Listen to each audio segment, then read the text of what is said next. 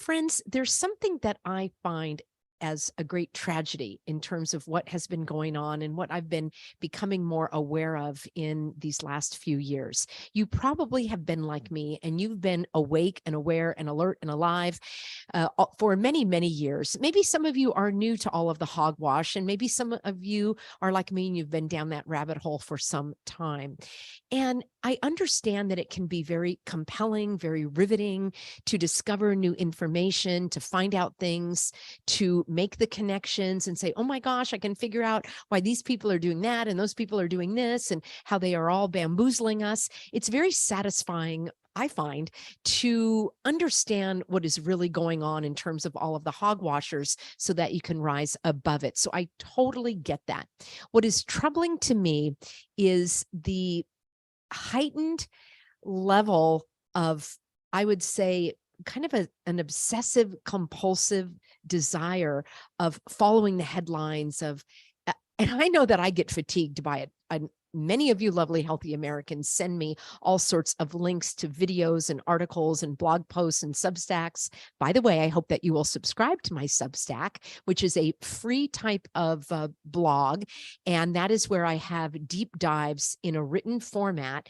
And I send those out, a couple times a week. I also have a free newsletter, which is more about events. And I have links to the recent videos I did, calls to action, that sort of thing. So I have lots of ways that you can stay in touch, but I really guard against the obsessive compulsive nature. And how do you know when it becomes an obsession? Well, when you are ignoring your family, when you're neglecting your health. Let me know in a comment what you think is an indicator of when someone crosses the line in terms of being informed and being obsessed. There are those of you like me that don't like to give up, that you want to dig deeper, that you want to be on top of everything, you want to be informed. So I am all in favor. But here's where I draw the line. If you are staying up at till 1 o'clock in the morning, 2 o'clock in the morning, 3 o'clock in the morning. And I know you are because you're emailing me then. And I know every once in a while I might be emailing you then too, but that's the difference. It's every once in a while. So if it is a pattern where you find that you are neglecting your loved ones, you are neglecting yourself, you're neglecting your health, you're not taking care of normal household duties like doing the laundry, doing grocery shopping, spending time with your pets, doing the housekeeping, taking care of other paperwork or bookkeeping or whatever it is you need to do, your exercise, your time for yourself, you are playing right into the hands of the enemy. That's exactly what they want to do. They want to fatigue you. They want to psychologically drain you. They want to strip from you your joy in living life. So I am so curious about this, and I love to read. That is one thing that I do and that I've always done my entire life. And I love to write. I've always kept journals all my life, and reading and writing go hand in hand for me. But I would have to say that reading and thinking are even more important than writing and thinking are even more important to me than reading, because when I'm reading somebody else's ideas, their thoughts, their insights, which has a place, but not if it's going to block out your own discernment, your own ability to make these connections, your own time to think. So what and I know you're listening to me right now, and I do love our get-togethers, but I am so interested in making sure that we all have healthy boundaries when it comes down to how much time we are spending on all of the events, all of the hogwashing. I mean, we've got aliens, we've got balloons, we've got chemical spills, we've got chicken factories going up in flames. Fill in the blank. We've got, the technocracy coming after us. We've got AI. We've got all of the transhumanism, and then the transgenderism, and the climate emergencies, and the gender emergencies, and the energy emergencies. It's enough to make your head spin. And that's exactly the powers that shouldn't be. That's exactly their desire. So let me just frame it like this. I think it's very important that we each spend a lot of time thinking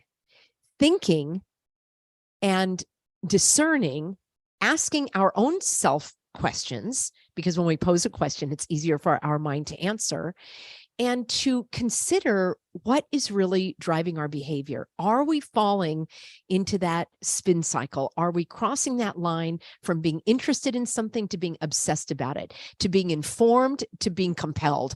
Like, I can't go to sleep unless I have every headline and watch every station. And of course, I don't watch the news and read every blog and so forth. It is going to strip you of your joy of living. Now, let's get down to the actual real tragedy that I think is driving all of this. People will say that, and I agree with them, that the reason why many people have complied with all of the illegal, immoral, unthinkable, ridiculous, absurd measures over these last few years. Yes, we are in year 4, starting year 4, believe it or not, in the next month, at least here in California, the first state to shut down. I never use the word lockdown because I have a key, and that's prison language, and I don't like that language that they're sloshing all over us. So when all of this started, you probably were like me, and you thought, well, I'm not surprised that the government is trying to bamboozle and hoodwink and snooker us into all of this compliance, but I'm astonished that my fellow human beings are going along with it so easily, not even easily, but like eagerly, giddily, excitedly, willingly. They were first in line to suffocate themselves and pull their kids out of school without even a second thought, without even asking, hey, wait a minute, is this the right thing to do? And if it is the right thing to do I have to do it? And if I have to do it, is there a law that makes me do it? And if I don't do it, what is the penalty? Is there like a penal code? People did not understand their rights, the laws, what they had to do. And I agree that people were driven by fear. But what drives the fear? This is the real tragedy. And this is what I want to talk about in these next few minutes. I'm one of those people that likes to take time for reflection. And what I mean by that is I like to continually grow and expand and develop. I like to develop my thinking. I like to develop my intellectual abilities. I like to develop my prayer life. I like to develop my social circle. I like to develop my skills. I like to continue to grow. And one of the ways that I do that is I like to reflect.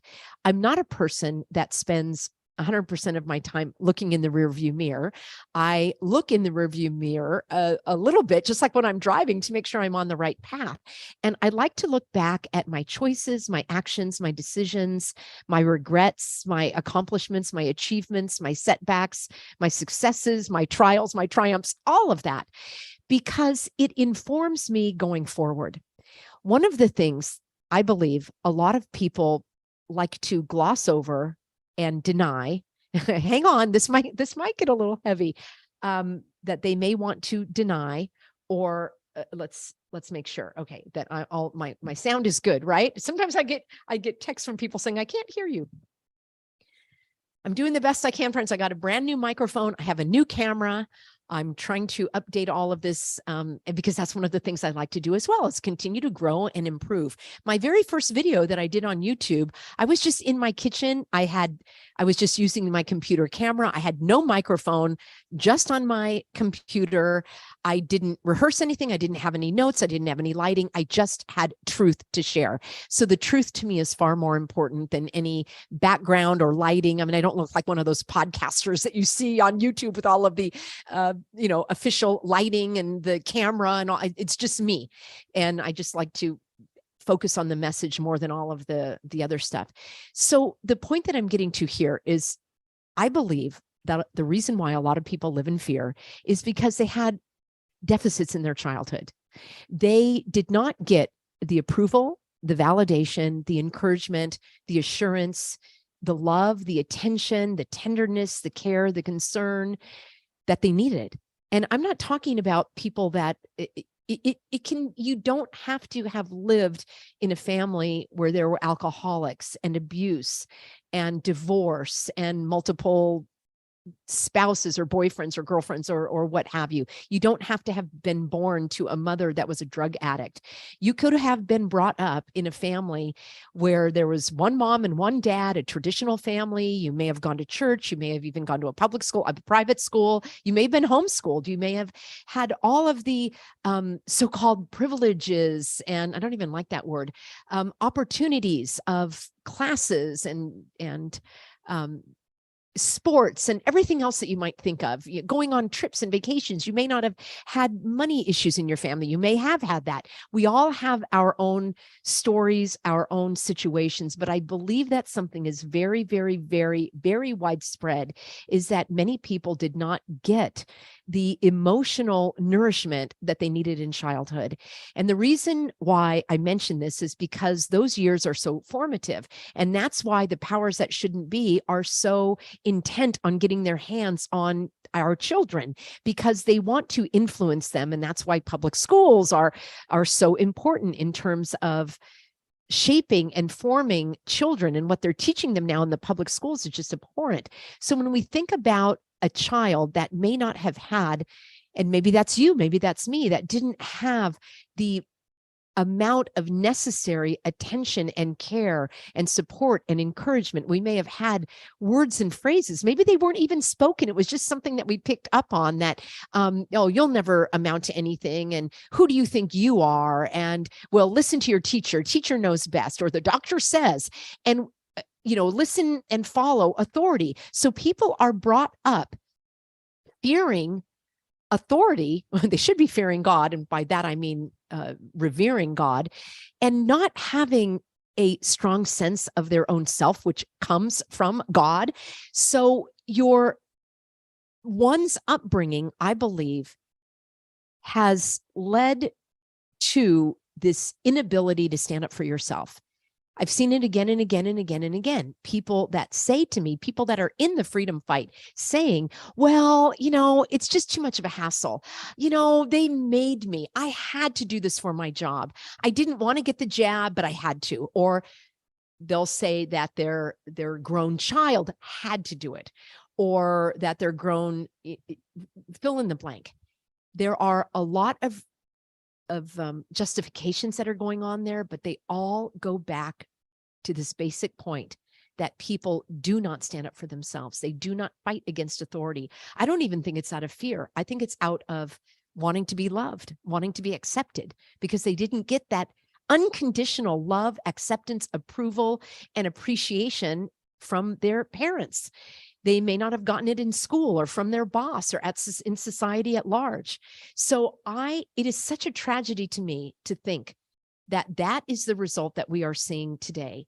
That the other thing is that if children did not get that unconditional love, attention, care, tenderness, concern, approval, acceptance, validation from their parents, they may have turned it onto themselves, thinking, well, I must not be good enough if my parents aren't loving me the way that I need it, because they're my parents and they're older and they're supposed to take care of me and protect me. Therefore, there must be something wrong with me because it couldn't be them.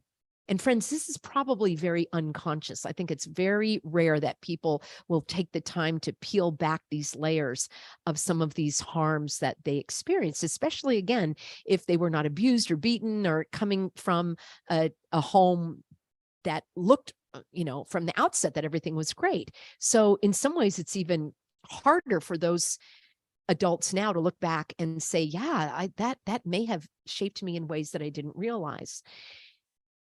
Children that were spanked, children that had some type of corporal punishment, those harms never go away. Believing that you have to adhere to authority. And of course, as a young child, you have to. How else are you going to survive? But we're not children now. We have the right to stand up, to speak up, to stand up for ourselves, even if you don't know how. I didn't know how. I had to figure it out. I was starting as a blank slate at the beginning of all this hogwash, just like you were. But I knew in my conscience that this was not right, that no one had the authority to tell me that I didn't have the right to breathe. But how many people went along with that? And saying I didn't know how to stand up it's not an excuse for me. I didn't know either. But I rolled up my sleeves. I did the research, I dived in, and that's why I started the Healthy American, to help encourage others to be able to stand strong. But even with all of the information, with my years of research, with my thousands of hours of videos, my thousands of videos, my thousands of hours of research into creating documents to help people understand about a store doesn't have the right to kick you out because you're breathing oxygen. Even then, people wouldn't take the materials and stand up for themselves. Why? Because they don't believe that they are worthy. They believe that someone else has power over them, just like their parents did. And they never learned to stand up for themselves. It is the greatest tragedy on earth that this is how these hogwashers have been able to manipulate people. And they're still doing it. They're still doing it with all these headlines. What is the remedy here, friends? I would like to know. I would love it if people would think about areas in their life where there are still unresolved issues. If people are procrastinating on taking action in areas of their life that are important, if people are constantly running late, if they're not fulfilling their promises to themselves and to others, if they are struggling with alcohol, with drugs, with other addictions, with this addiction of being addicted to the headlines, of maybe, like I say, staying up too late, maybe promiscuity, other areas of life where you find that you are struggling, that is the sign of unresolved issues. All of these health problems many times can be directly related back to these emotional harms, emotional hurts that were never resolved. If you are interested in getting my help or even getting Pastor David's help on this, Pastor David has who's my husband, he has a YouTube channel called True Hope with Pastor David. And he does a True Hope Tuesday where he provides spiritual support, pastoral counseling. I have another YouTube channel called Living Swell with Peggy Hall. I talk about these things. I talk about this week and last week, we talked about how to overcome procrastination. Previously, I spoke about how to improve your confidence. I've got topics about boundaries and emotional healing and elevating your life, your physical, mental, spiritual, emotional health, so that these hogwashers can't trample you down. Because friends, they are never going to stop. There's going to be another emergency and then another one after that. California has about a dozen emergencies that we are still in. And people are always asking, Peggy, how can we get rid of the UN's power? Those aren't the questions. The questions for me include, how can I live in liberty, even with the UN controlling the United States government? How can I live in liberty, even with the balloons and the chemical spills and the chicken factories going up in fire? How can I maintain my own dignity and integrity? How can I find people, family members, my own new family members that I create with friends? How can I maintain those relationships? How can I keep myself healthy in mind, body, and spirit so that I can be able to stand strong and overcome these other struggles and tragedies that are happening all around us? That is the question. How can you protect yourself? How can you give yourself that love, approval, validation, understanding, compassion, and empathy that you might have missed as a child or that you might still be desiring now? I saw a woman recently, and something about her, the way that she was dressed, and I know there are many lovely, healthy Americans of all creeds, backgrounds, ages, appearances, and so forth. But the way this woman exuded this energy of, look at me, see me, I matter, I exist.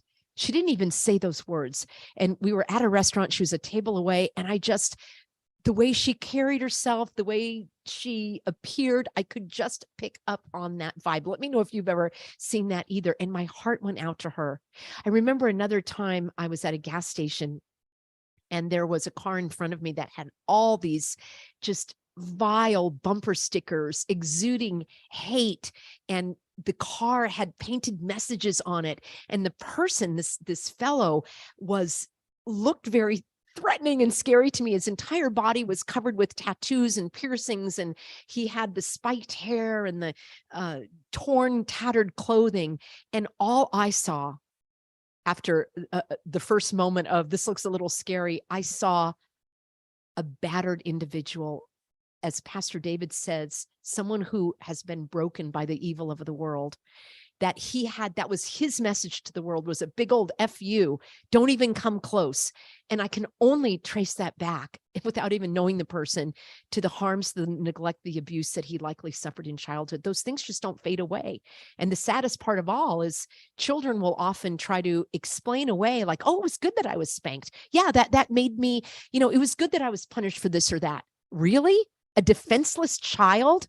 You're using physical violence against a defenseless child that is smaller than you, that doesn't have the intellectual capacity to even understand what you're doing?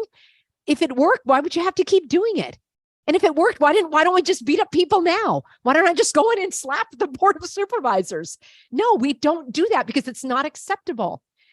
So the point that I want to leave with you is this, my friends. There are deeper reasons why people are wounded and why they are not standing up for themselves, why they are complying, why they are so given over to fear. And I've been doing my videos where I'm telling you these visions that I'm holding of acceptance, of forgiveness, of those that have harmed us coming to us, like this board of supervisors and others coming to us and saying, I'm sorry, I apologize, you were right and I was wrong.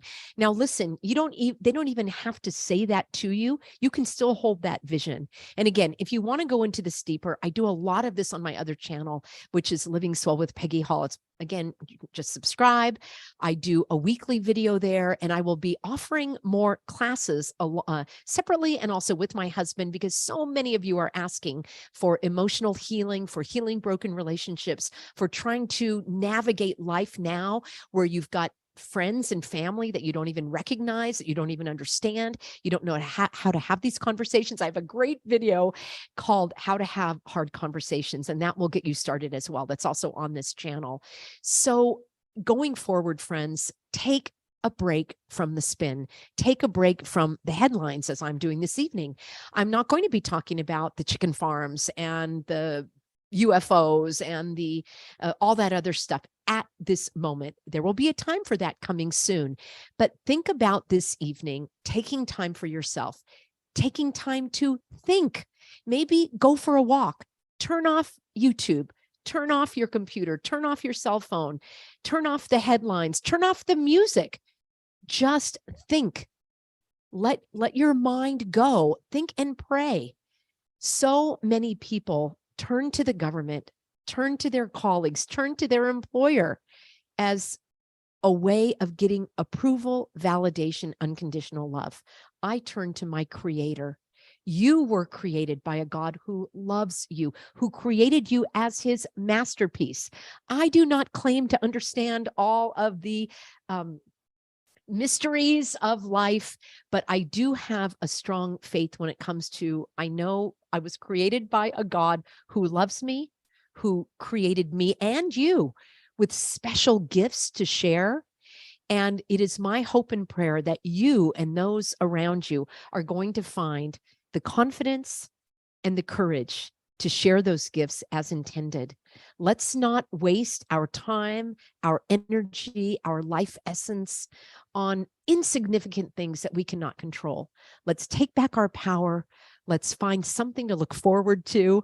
I love having you here on board with me. I look forward to our get-togethers, and I really appreciate you being on board, especially with this video, which was a little bit different than my typical ones. Thank you for sharing it. And if you haven't subscribed, for heaven's sakes, please do. It helps that YouTube algorithm. So I will let you know. I'm not sure if I'm going to hop back on for a second live stream or not. I'm trying to get with my attorney so she can also bring you updates in terms of what we are doing with our legal action. It's coming down to the wire. I've got several updated videos for you on that. So I'll be signing off now, friends. And Alex, I just want to read a couple of comments. Alex says, I wonder if enough people turned off the news, they would start to wonder what to do. That's the other thing. People don't know what to do with their free time. Even children these days have every moment scheduled. Playtime, free time. Oh my gosh, I did come across a video of a woman showing her little 2-year-old getting himself dressed in the morning, setting his own table for breakfast. She had all the bowls and the spoons and the placemat in the lower drawer so the little 2-year-old could get it. He would clean up his dishes. He couldn't reach the sink, but he would put them on the counter, and how he was so involved in the daily routine of the family. That is the exact type of attention and care and encouragement that kids need these days. And there was ample time for free play. And that's something that homeschooling also can offer your children. They do not need a regimented type of system like they have in the public and even in the private schools. Marina Meadows, I love it. She says, broken but courageous. Oh, I love that phrase. Christy says, relational trauma leaves terrible scars that people refuse to see. It just came to me putting those pieces together that yes, we see people living in fear, but what drives the fear? Fear of abandonment, fear that they're going to be hit again by their parent, fear that they're going to be betrayed, fear that they're not going to be seen. And now they're trying to get that validation from society. How many people put on the suffocation devices because they were afraid of what others were going to think? For some reason, God has protected me from that fear. I actually don't care what people think. I think that's why it makes me a perfect YouTuber, because you know what? Bring on the comments, bring on the naysayers. I prefer the yaysayers, but bring them on. I am just impervious to that. I only care about what God thinks, and I care about what I think, and I care about if I am upholding the truth, if I'm learning. And trust me, I've made plenty of mistakes. I'm sure that I'll make plenty more. And that is how we learn and grow. So signing off for now, friends. I can't wait to read the rest of your comments, and I will be back with you very soon in an upcoming broadcast. Please be sure that you do sign up for the free Substack, and you can pass that around. It's very easy because it's the written comments of several of the videos, and it's my analysis of the news. And that way we can roll up our sleeves, dig deeper, and outsmart these hogwashers. I like to say that we outwit the nitwits. All right.